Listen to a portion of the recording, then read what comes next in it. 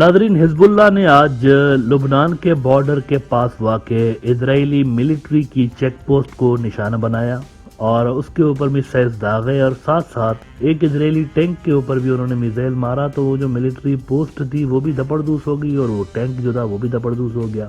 ये स्ट्राइक्स असल में हिजबुल्लाह की तरफ से पैगाम था कि वो प्रिपेयर्ड है जंग के लिए। अगर चीजें एस्केलेट होती हैं गजा के अंदर, अगर वो दाखिल होते हैं, अच्छा गजा के अंदर वो 3-4 मरतबा पहले भी दाखिल होने की कोशिश कर चुके हैं। 2014 में आखिरी मरतबा उन्होंने की थी।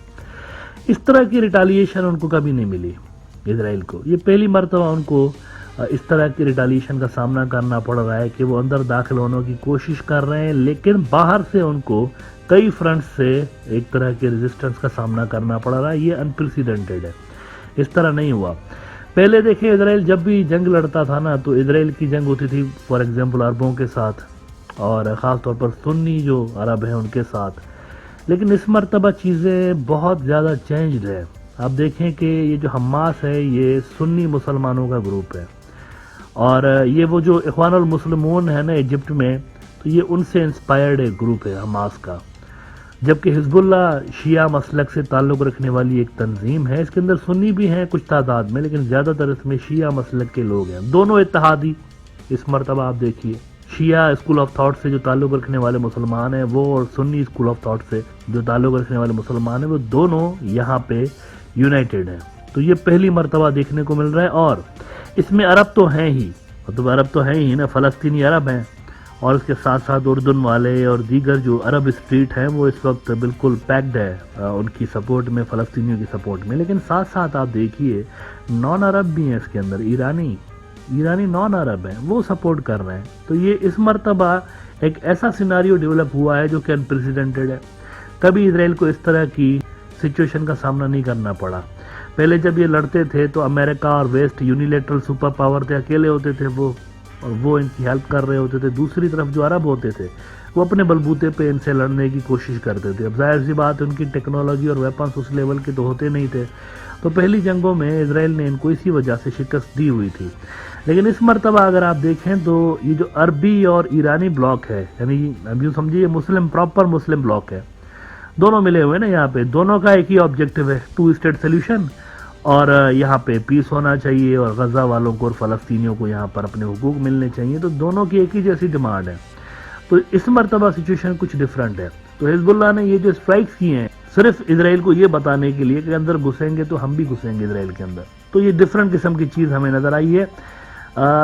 चाइना के फॉरेन मिनिस्टर जो हैं वो रीजन के अंदर आए हुए हैं और उन्होंने 2-3 इम्पोर्टेंट मीटिंग्स तो की, लेकिन उनकी मैं अगर आपको स्पीच का एक हिस्सा दिखाता हूँ, बहुत ही इम्पोर्टेंट किस्म की बातें उन्होंने की हैं। वो कहते हैं कि इजराइल को तो सिक्योरिटी की जो है वो गारंटीज दी गई हैं, लेकिन मुझे ये बताएं फ़लस्तीनियों को सिक्योरिटी की गारंटी कौन देगा, उनकी सिक्योरिटी की जिम्मेवारी कौन लेगा। और उन्होंने कहा कि ये जो यहूदी बिरादरी है वो तो डायस्पोरा थे, पहले दुनिया में बिखरे हुए थे, अब तो उनके पास स्टेट है। फ़लस्तीनियों की स्टेट किधर है? ये चाइनीज़ जो वज़ीर ख़ारजा है वो बात कर रहा है, फॉरेन मिनिस्टर कह रहे हैं वो तो है उनके पास, यहूदियों के पास तो स्टेट है, फ़लस्तीनियों की स्टेट किधर है। और उन्होंने कहा कि दुनिया में बहुत ज़्यादा नाइंसाफ़ी है, लेकिन ये वाली जो नाइंसाफ़ी है ना, फ़लस्तीन की स्टेट ना होना एक नाइंसाफ़ी है। इसमें कई जनरेशन्स लग गई हैं और जो सफरिंग है, जो पेन है वो बहुत ज़्यादा है। तो अब इस सिलसिले को बंद होना चाहिए, ये सिलसिला बंद होगा। ये चाइनीज़ फॉरेन मिनिस्टर ने कैटेगोरिकली मेंशन कर दिया है, जिसका साफ मतलब है कि चाइना जो है ऑन बोर्ड है यहाँ पे, और चाइनीज़ जो है वो 2 स्टेट सोल्यूशन चाहते हैं यहाँ पे। 以色列人得到了生存的保障，巴勒斯坦人的生存谁来关心？以色列的民族已经不在世界上颠沛流离，巴勒斯坦民族何时才能重返家园？这个世界存在各种不公，而对巴勒斯坦的不公已经延宕了大半个世纪，承接了几代人的痛苦，不能再继续下去了。 अच्छा, अमेरिकन जो हैं वो इस रीजन का दौरा कर रहे हैं। एंथनी ब्लिंकन साहब जो कि खुद भी यहूदी हैं, अमेरिका के जो सेक्रेटरी ऑफ स्टेट हैं, और जब पिछले दिनों वो लैंड हुए इजराइल में तो नेतन्याहू को उन्होंने कहा कि आई केम हियर एज अ जू। اور ان کی پھر بعد میں جو ملاقاتیں ہوئیں وہاں سے وہ ویسٹ بینک گئے، وہاں سے پھر وہ اردن گئے، پھر وہاں سے عمان گئے، پھر وہاں سے سعودی گئے. کچھ مزیدار قسم کی ملاقاتیں نظر نہیں آتی. سعودی میں جب وہ آئے، اچھا وہ اپنے ٹویٹر پہ ہر جگہ یہی لکھ رہے ہیں کہ اس سے میرا اور حماس کی دہشت گردی پہ بات کی، فلاں سے ملا، حماس کی دہشت گردی پہ بات کی. لیکن جو دوسری سائڈ کی اسٹیٹمنٹس آتی ہیں وہ کچھ اور ہی کہانی بتا رہی ہوتی ہے. آج انہوں نے سعودی جو ولی عہد ہیں محمد بن سلمان، ان سے ملاقات کی اور اس میں بھی ایسا ہی لکھا ٹویٹر پہ انہوں نے. لیکن کنگڈم کی طرف سے جو اعلامیہ آیا اسٹیٹمنٹ، اس میں کلیئرلی لکھا ہوا تھا کہ سعودیز نے ان کو کہا ہے یہ جو بلاکیڈ کر کے بیٹھا ہے نا نیتن یاہو، ہمیں منظور نہیں ہے. یہ عالمی جو قوانین ہیں اس کی خلاف ورزی ہو رہی ہے، انٹرنیشنل لاز کی خلاف ورزی ہو رہی ہے. اور یہ جو سیویلین ٹارگیٹس کے اوپر، سیویلین انفراسٹرکچر کے اوپر، ہاسپٹلس کے اوپر اور گھروں کے اوپر بمباری ہو رہی ہے عام لوگوں کی، یہ ہمیں منظور نہیں ہے. اور انہوں نے کہا کہ ہم ہر اس اسٹیپ کو سپورٹ کریں گے جس سے فلسطینیوں کو ان کے حقوق ملیں. اب فلسطینیوں کا سب سے بڑا رائٹ تو ان کی اسٹیٹ ہوڈ ہے نا. تو کلیئرلی سعودی والوں نے تو اپنا جو اسٹانس ہے وہ ان کے سامنے کھول کے رکھ دیا. اس کا مطلب ہے امریکہ کو ریکوائرڈ سپورٹ نہیں مل رہی. پچھلے دنوں آپ نے دیکھا کل کہ یہ جو فرانس کے صدر ہیں میکرون صاحب، انہوں نے سافٹ لینگویج یوز کی کہ ہم جو ہے وہ پیس لانے کی کوشش کر رہے ہیں اور یہ کسی کے حق میں نہیں ہے ایسکلیشن. آج بائیڈن نے بھی ٹویٹ کیا ہے، انٹرسٹنگ ٹویٹ ہے. ابھی تک بائیڈن کی جو اسٹیٹمنٹس آ رہی تھی کافی ہارڈ قسم کی آ رہی تھی، اور اب جو انہوں نے آج ٹویٹ کیا وہ ذرا میں آپ کو دکھاتا ہوں کہ انہوں نے کیا کہا ہے. پریزیڈنٹ بائیڈن کہتے ہیں کہ we must not lose sight of the fact that the overwhelming majority of Palestinians had nothing to do with Hamas's appalling attacks and are suffering as a result of them.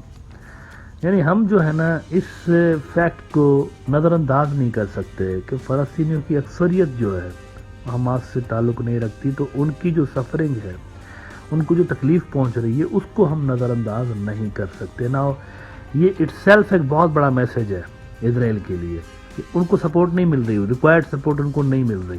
ان کے جو influencers میں دیکھ رہا ہوں، ان کو بھی دیکھ رہا ہوں، چلا رہے ہیں ہمیں سپورٹ دیں، ہماری سپورٹ کریں. ہم جو ہے نا، ہمیں کیوں آپ اس طریقے سے ہمیں جو ہم مانگتے ہیں دے دیں اور ہمیں غزہ کو خالی کرنے دیں، یہ کرنے دیں، وہ کرنے دیں. لیکن وہاں سے جو سگنلنگ آ رہی ہے وہ کچھ اچھی نظر نہیں آ رہی اسرائیل کے لیے. نہ وہاں سے یورپ سے کچھ خاطر خواہ ان کو سپورٹ مل رہی ہے. کم سے کم جو پبلک لیول پر ہمیں نظر آ رہا ہے وہ تو یہی نظر آ رہا ہے. جو اسٹیٹمنٹس دے رہے ہیں، میکرون نے جو دیا وہ بھی اس طرح کا تھا ڈی ایسکلیشن والا، جو آج بائیڈن نے دیا ہے وہ بھی اسی طرح کا ہے. اس کے باوجود بھی اگر نیتن یاہو صرف اپنے آپ کو بچانے کے لیے، کل بھی میں نے آپ کو بتایا تھا کہ یہ بندہ جانتا ہے، کرسی سے اترا نا، یہ وار گورنمنٹ بنائی ہوئی ہے اس نے. اب جب تک یہ وار ہوگی تب تک یہ وزیر اعظم ہے. جب یہ کرسی سے اترے گا نا، بائی دا وے اس کے خلاف ابھی سے ہی مظاہرے ابھی بھی ہو رہے ہیں. منسٹری آف ڈیفنس کے سامنے روزانہ بہت بڑی تعداد میں اب بھی اسرائیلی جمع ہو رہے ہیں اور اس کو کہہ رہے ہیں کہ ریزائن کرو نیتن یاہو. اندرونی طور پر بھی کنفلکٹ چل رہا ہے وہاں پہ اسرائیل کے اندر. تو جب یہ اترے گا نا کرسی سے، اس کے خلاف 3-4 کیسز پہلے سے ہی تیار ہیں جو کہ اس نے ہولڈ کروا کے رکھے ہوئے، لیکن یہ لمبے عرصے تک ہولڈ نہیں کروا پائے گا. اس کی وجہ یہ ہے کہ بہت زیادہ انپاپولر ہے یہ. ایک تو جوڈیشل اوور ہال جس نے غلط قانون سازی کی ہے، جوڈیشری کو کنٹرول کرنے کی کوشش کی اس نے، وہ اس کے اوپر کیس تیار ہے، اس کے اوپر اس پہ ہو سکتا ہے ٹرائل چلے. دوسرا کرپشن کا کیس بہت پرانا ہے، بہت بڑی کرپشن اس نے کی ہوئی ہے، وہ کیسز وہاں پر چل رہے ہیں. اور تیسرا اس کے اوپر یہ وار کرائمز کے کیسز بن سکتے ہیں عالمی انصاف کی عدالت میں. آپ دیکھیں کہ اس نے فاسفورس بم یوز کیے ہیں، ایمنسٹی انٹرنیشنل والوں نے بھی اس پہ آواز اٹھائی ہے اور دیگر ہیومن رائٹس کی تنظیموں نے بھی آواز اٹھائی. فاسفورس بم اس نے بچوں اور عورتوں پہ یوز کیے. پھر اس نے ہاسپٹلس کو دپردوز کیا. پھر اس نے جو وہاں پر سویلین بلڈنگس ہیں اس کے اوپر اٹیکس ہو رہی ہیں. تو یہ جو چیزیں ہیں نا، یہ انف ہیں کسی عالمی عدالت کے اندر کرمنل کیس کرنے کے لیے. یہ انف ہے چیزیں وار کرائمز کے کیس کرنے کے لیے. تو وہ بھی اس کے اوپر اسٹارٹ ہو سکتے ہیں once this dust settles down. تو نیتن یاہو کے حق میں ہے کہ وہ چمٹا رہے کرسی کے ساتھ، بھلے اس کے لیے چاہے جنگ اسٹارٹ کرنی پڑے یا کچھ بھی. لیکن bad thing for Israel is that Americans بھی تھوڑے سے ریلیکچوینٹ نظر آتے ہیں اس جنگ کو کھینچنے کے حوالے سے، اور ویسٹ کی طرف سے بھی ہمیں شروع میں بڑا وہ ایک پرجوش نظر آئے، لیکن اس وقت ان کا جو موڈ ہے وہ تھوڑا سا سوئنگ ہوتا ہوا نظر آ رہا ہے.